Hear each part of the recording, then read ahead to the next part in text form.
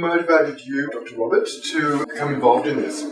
I've been concerned about Julian Assange's health for a long time and this whole issue, but I've only recently heard about how serious it was. In fact, it was only last week that I heard that he's actually close to death.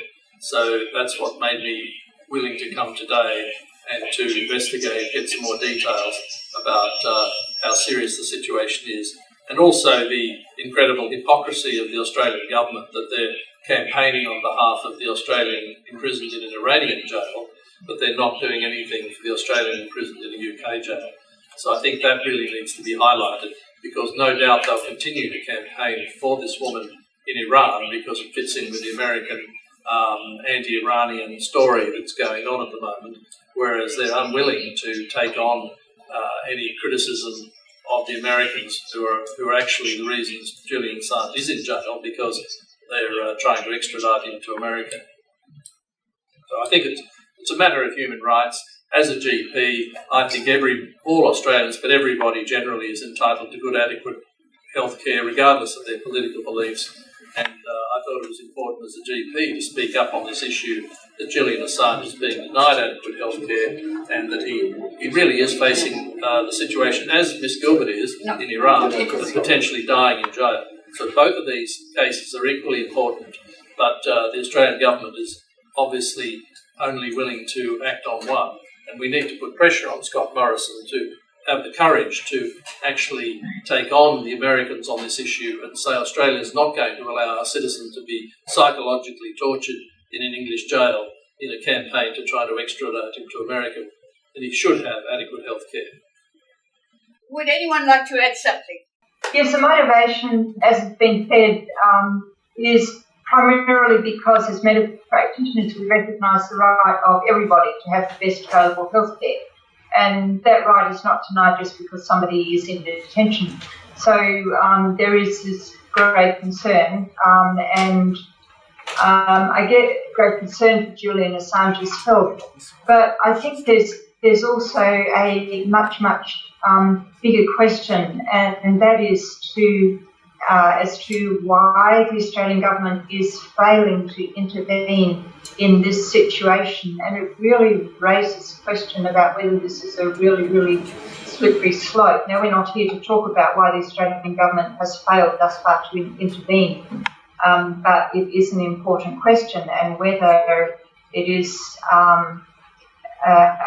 when we see our own government standing by as one of our citizens is tortured, and our government fails to intervene to stop that, or even to allow adequate health care, then and the Assange's crime seems to have been to have published material that greatly embarrassed our allies. So whether this is a slippery slope of making an object lesson out of Julian Assange, we don't know, and I'm not alleging that that's the case, but we really need to know, why is the Australian government not intervening? Is it as a warning to other journalists, if you're going to disclose material that alleges war crimes on the part of our allies, we're not going to go after those alleged of committing war crimes, we're going to go after those who disclose it. So this is a really big and important issue for the state of our democracy, and for our right to know as citizens what is done in our name. So yes, our first motivation is for Julian Assange's health, but that bigger question is a really important one. Jill, did you want to add something? All I want to add is that being over here in the US, I just want to say how really grateful I am to everybody who's there tonight, both the speakers and the Media, Entertainment and Arts Alliance for hosting this, and for those who've turned up to be a part of this discussion. And in terms of what Robert mentioned, about needing to weigh in, and really Sue alluded to this too, that it's really kind of in our hands because our governments seem to be colluding around this. Nils Melzer, the UN Rapporteur on torture, identified 5 governments who've basically been in collusion to undertake really a slow and very public torture and arguably an execution of a a really prominent dissident who blew the whistle on many of them, but particularly on the U.S. But as a U.S. citizen and doctor, I just want to say how grateful I am to my Australian and UK colleagues who are really leading the charge on this, and to the people of Australia who are willing to talk about this and to begin holding our governments accountable. Because here in the U.S., it's going to be very hard for us to have this conversation. There is such a pall of McCarthyism that's going on here. It's very hard to have a rational discussion. So I just want to express, as a physician and a citizen, how really grateful I am to my physician colleagues, the media, and just the citizens of Australia who are willing to initiate this really critical discussion. And as Sue said, this is about all of us. We're really in the target hairs here. If we allow Julian Assange to be made an example of, what does this say to our media, to the Washington Post that just published the Afghanistan papers? Are they next? Glenn Greenwald, who's now being accused of colluding by the Brazilian government, really false charges. Are we going to allow our media to become a victim of our governments who are looking to suppress their critics? This is really, it's a health emergency for Julian Assange, and it's a democracy emergency for all of us.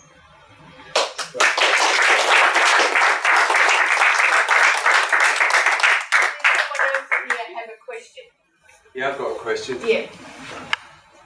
This, do I have to come up here? Yeah, you do. Okay, well, basically my question is, it's perhaps more legal than medical, but if we can't get Julian out, have we a right to his pathology? Can we get his blood out to test it, to see what's going on? Or is the British government so corrupt that it won't allow his pathology to leave the Belmarsh, or is it possible we can get some kind of insight into what they're doing to him? Is that something you guys can answer, or is it more of a legal? There is some speculation, of course, about his health. I don't think there's any doubt that there are difficulties he has physically. I think people tend to downplay the effect of psychological trauma. I, in my professional life, have some people who've got post-traumatic stress after bullying allegations, hold-up situations, or even where insurance companies refuse to pay for treatments on people who just quietly go broke and have their lives destroyed. And that's much less of a stress than being in a white room for 23 hours a day for years, which is the stress he's under, and it does stop you functioning at all. And that, of course, doesn't necessarily show in a blood test. No, These right. are psychological things. He may have reduced bone density because of lack of sunlight, and he may have the complications of his teeth, his shoulder. These are other medical problems, but I think the psychological effect is likely to be the greatest. And people do tend to minimize that and think, if you just think about something else, you'll be okay. The totally debilitating effect and your inability to function with long-term psychological and psychiatric damage is very, very great. And I think it's an abuse of the corollary of that. It may be an abuse to try somebody who is unable to function. Sure. And certainly with the inability to access his legal team. In non-medical terms, he's basically been subjected to what character assassination, and I didn't realise this until I got into this. The letter from Nils Melzer to the Swedish government is a very instructive one. Basically, they are saying, he says that the two women who allegedly made the allegations against him, neither of them wanted him to be prosecuted at all, but the government went ahead anyway. There have been 3 attempts to drop this case from the Swedish authorities because they didn't really want to run it, because when they sent it to a proper legal person within the Swedish system, they said, we mustn't run this case, we don't want to question him, we'll just look silly, more or less. So in fact, there wasn't a case against him, but of course in these days of Me Too and so on, it's, if he's a rapist, it's a different question, isn't it? And everyone's had that doubt, and they've wanted to keep that spectre, if you like, that rumour going for years without ever having to substantiate it, without ever having to put their cards on the table, without ever giving him a chance to reply. And that's basically just a means of keeping him with something that they can arrest him with so that he can get extradited for something else. So it's a shadow box. We pretend that he's got this sexual misconduct allegation, we keep it stoked along, although we never substantiate it. And the real game, which is what he said from the beginning, is it's about going to face spy charges in the US. Now, of course, he's an Australian, and he wasn't in America, so under what basis is he under American law? Now, that's a legal question that maybe Wendy could answer, but the point is,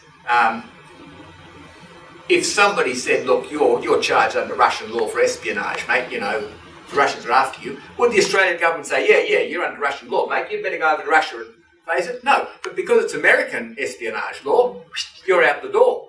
I mean, it's not an Australian law. Why should he be extradited? Why should he be under their laws? I don't understand that. But what I think we have is a total abusive process. I mean, if you commit murder here, you can go to America, or murder in America, you come here. That's a routine crime, shall we say. But these are political crimes. The judicial system, as I understood it, is separate from the normal law system. The law is supposed to be separate from politics, right? And here we have political law being implemented like a normal law. That would seem to me a total abusive process, and everyone's skipping over that. So we have a character assassination to reduce his sympathy. We've got years of delay so that he's less media worthy, so the media won't take him up. I think we have a failure of courage in the major media. They were happy to publish the stories. Why don't they support him now? If he goes, they'll be their next cab on the rank, basically, unless they shut up, which presumably is what they're doing now. So we need to I think the key situation is that prison services, medical services in Australia and in the UK aren't adequate to really properly diagnose what Mr. Assange's health problems are. Their prison medical services are there for emergencies. In Australia, all serious health cases get transferred to a teaching hospital, and that's simply what we're asking for with Mr. Assange, that he gets transferred to a proper independent teaching hospital, not the basement clinic of the prison cells, but to a proper medical facility where he can be independently assessed. He needs proper assessment from head to toe. He's probably got not just psychological problems, he's got physical problems, dental problems, bone problems, but I guess the main problem is the psychological torture that he's been suffering through solitary confinement and persecution for many years. So this is what we're saying. The prison medical service in the UK is inadequate. The Australian government, the least they should be doing is what they're doing for the woman who's in prison in Iran, is to get the demand adequate medical care and hopefully release. I didn't answer your question exactly about the blood. I think there's a misconception that if you do a blood test, all is revealed. That actually isn't the case. I'm sure the British can take. I was thinking more of the chemicals that they may be using to block his processes. You know, I mean, we know that the Americans, Australians, British have got, they've got drugs available to them that can destroy you quite simply. These would have to be looked for, of course. Yeah, presumably the British prisons can take blood. And I'm sure the British and the Americans have got ones that disappear pretty quickly as well, and the blood will be useless, So yeah, but and indeed the lady that's in prison in Iran is saying the same thing, that she's been given psychiatric drugs, presumably to sort of try to calm her down, but actually she's concerned about her health. Yeah. And I think the same would be the case for Assange. What drugs has he been given, and whether it's maybe they've been given to him covertly, who knows? Yeah. So all this needs to come out in an independent medical assessment. Thank you. I think one of the idea that Assange has been given medical treatment by the English prison systems. From the perspective, I've heard rumours that he is actually been given psychiatric drugs so much that he's out of his mind. Is there a case that we can look that the medical treatment he's been given is actually detrimental to his health? And can the doctors establish a case of malpractice by the British jail doctor service for the treatment of Assange? We could if we can get an independent assessment. Nobody in the prison system is going to say they're maltreating him. So the only way to really prove that he is getting maltreated is to have him independently assessed outside the prison in a teaching hospital that's independent. So that's simply what we're asking for. It's the same as the Australian government's asking for the Australian woman in the Iranian jail, but they're unwilling to pressure the UK government to really give Assange the care that he needs. And it looks like we're just going to have to keep this campaign up until the pressure is strong enough on the Australian government that they have to act. There's a frightening amount of pressure on doctors who work for things like Manus Detention Centre and on Nauru in terms of supposed confidentiality and your inability to actually implement the treatments that you think are necessary. You know, they had to produce the Medivac legislation in Australia so that the doctors could actually decide who got evacuated, as opposed to you make an application to the immigration department who tells you no. I mean, it's a big crisis of medical ethics and a big crisis if you want treatment of your patients and you can't get it. It's very stressful from a doctor's point of view, and of course you never hear their voice. Quite apart from, you know, are they competent? They're not allowed to do their job.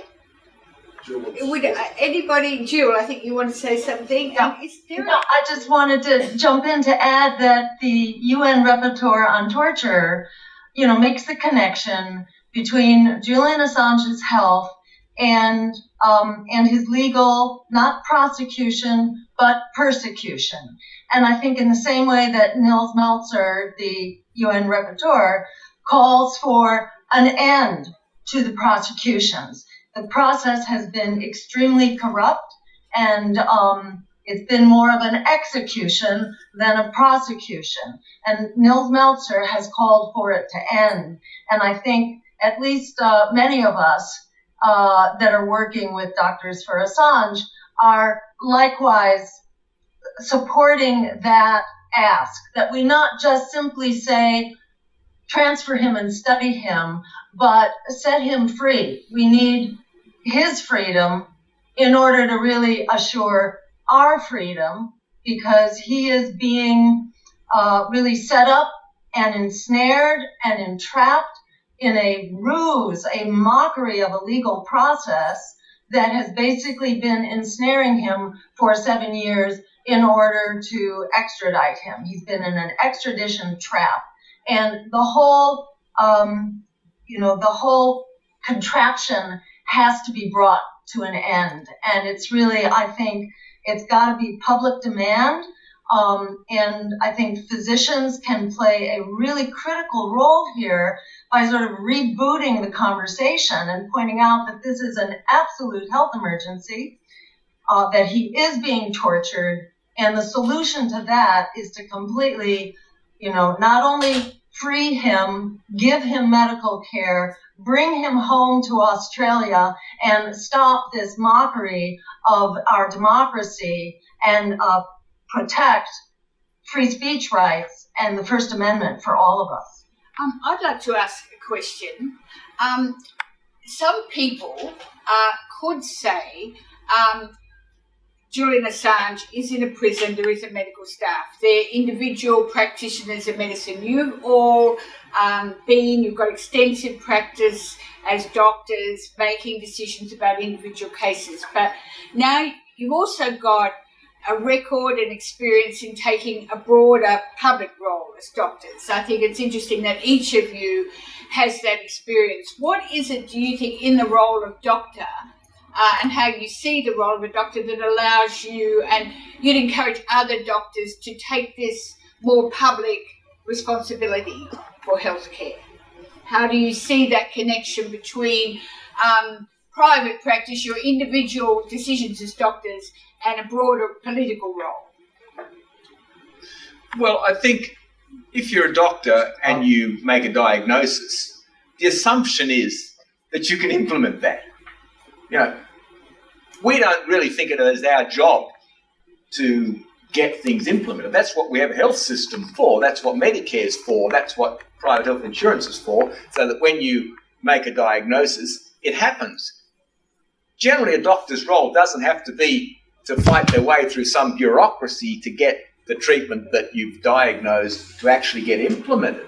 But it seems in Julian's case, that's exactly what we have to do. And when they undermine Medicare, it happens here too. But that's technically not our role. I mean, what would you say to a prison doctor who said that's none of your business? Well, they should look at their own conscience. It's a very difficult position. I mean, some of them are trying to do their best, and others are kowtowing to the system that is more interested in a political or a punitive outcome than medical treatment. And I mean, some people will say, well, that's how I make my living, mate. I shut up and I still get paid. And of course, that's an unsatisfactory approach to things, but there are people who take that approach. Well, I think some doctors, by their contract working in hospitals or in prisons, aren't allowed to speak publicly. Fortunately, we are, and I think the reality is that all doctors, when we're trained, are trained to look at the whole person and also the person within society and within their social context.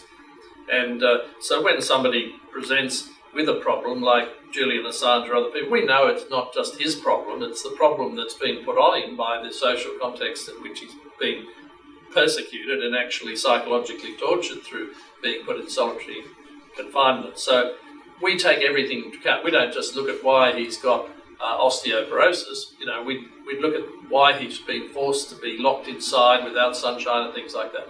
So I guess that's the issue, that we look at the broader social context of anybody's health. And the reality is that most people's health is more influenced by social influences, like whether they've got a job, whether they've got adequate income, adequate food, than what we as doctors do to you. So most of our health is actually affected by social things and not really by what doctors do. And that's really brought to a head when someone's being persecuted and psychologically tortured. Now, Sue's got a hand up here. Yes, certainly to agree with what Robert has just stated about the social determinants of health and the impact of a whole range of factors on the health of any one of us. And one of the roles of the health professionals is to uphold the right of everybody to the best available healthcare and to look at those underlying factors, those social determinants, and not just to look at the signs and symptoms and blood tests in a particular person, although those things are important. But we need to look more broadly at what society is doing to people and whether it's a good society for people's health or whether there can be improvements. One of the other things just to mention in relation to Assange is that one of the key characteristics of modern healthcare really is that it's very often a matter of teamwork. Things tend to get fairly specialised, and that's the reason that Assange really needs to be in a different situation, a multidisciplinary team environment where there can be different professionals working together. That's the way modern medicine generally operates, and one that just doesn't apply in Belmarsh prison, so that's the reason that he needs to be in a different environment. And one more quick thought, if I could, and that's just that at least the old-fashioned view of the physician was that the physician is your friend and your advocate and knows you in a really important kind of way and is fighting for you and your health. And to the degree that some publics still hold that view, I think less in the U.S. than other places because our healthcare system has just so screwed things up. But to the extent that people have an ideal of a physician, it gives physicians the ability to help kind of give people permission to act on their higher visions and their higher values. And I find that when people hear that there's a group of physicians that are actually standing up and advocating for the human rights and the health rights of Julian Assange and the rights of free speech and democracy for all of us, I find it just really helps move people along in the same way that physicians have played a very important role in activating people around climate change or closing down coal plants and protecting us from pollution and things like that. Physicians can really help, I think, galvanize people to their higher their higher visions. And I really want to encourage any physicians out there to please sign on. It's easy to join. Just read the letter and send us an email. And, to really encourage everybody out there to contact your elected officials, and especially in Australia. I think for people to really weigh in on the need for the Australian foreign minister to advocate on behalf of bringing Julian Assange home and to fight for his rights. It's really going to come from us as people, because they're certainly not going to do it. It's really in our hands. And Australia, I think, has a really critical window of opportunity here. I think it's harder to organize outside because Julian Assange is, he's one of your own. It's very hard. I think it's harder in the UK, although, I'd love to hear otherwise, but from what I've seen, it seems harder to organize around this. And in the US, it's practically impossible. So, it's got to happen, and it's got to happen really soon while Julian Assange still lives and before he gets extradited, if he lives that long. I think that could be a very good place to finish. Actually, yeah, I think that sums up, I think, a call to doctors to really consider this question and to listen to the voices of these doctors, who I'd like to thank and congratulate for all of them for speaking up.